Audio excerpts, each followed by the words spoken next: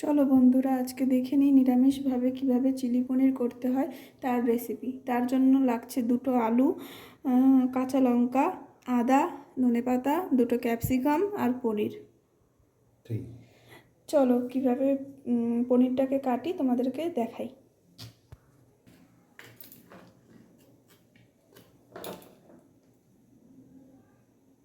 পনিরটাকে ছোট ছোট পিস করে কেটে নিলাম।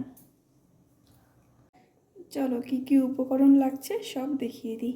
এখানে আলু কুচিয়ে রেখেছি, আর আদা কুচি, আর কাঁচা লঙ্কা, শুকনো লঙ্কা, ক্যাপসিকাম কুচি, আর ধনেপাতা কুচি।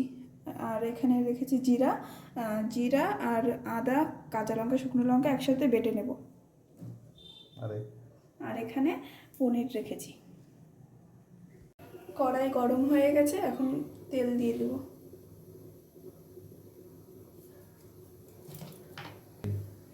তেল গরম হয়ে গেছে, এখন পনিরটাকে ছেড়ে দেবো।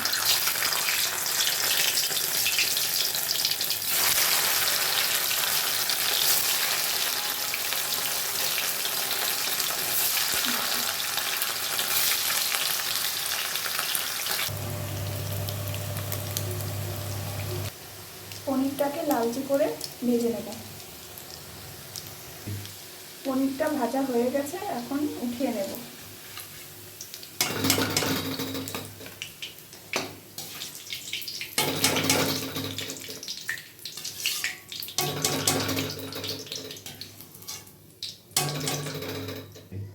এবার আলুটাকে ভেজে নেব লাল লাল করে।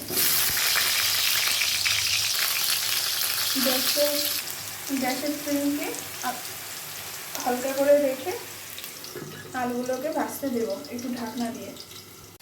আলুগুলো ভাজা হয়ে গেছে, এখন উঠিয়ে নেব।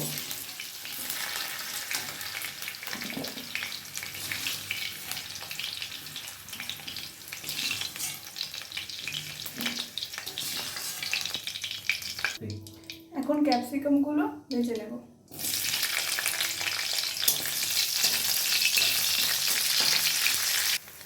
ক্যাপসিকামটা হালকা ভাজা হয়ে গেছে, এবার উঠিয়ে নেব।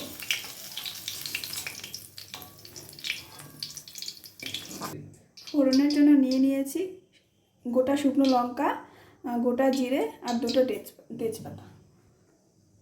ফোড়নের উপকরণগুলো দিয়ে দেব।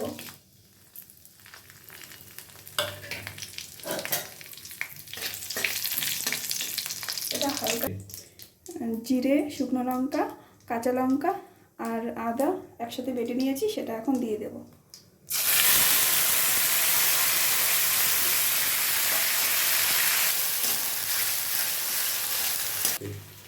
ভাজা ক্যাপসিকাম আর আলুটা দিয়ে দেব।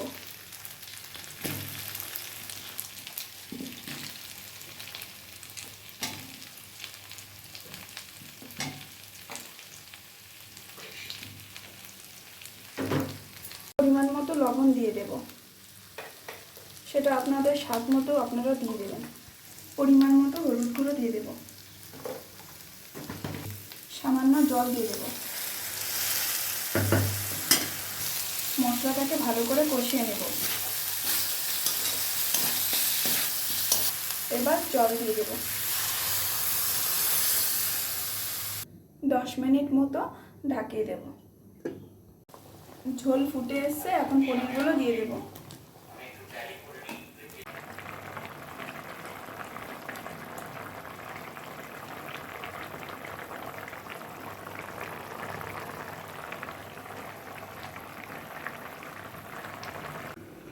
এবার 10 মিনিটের মতো ঢাকিয়ে দেব, ঝোলটা ফুটতে দেব। এবার ধনেপাতা কুচিটা তরকারির মধ্যে দিয়ে দেব।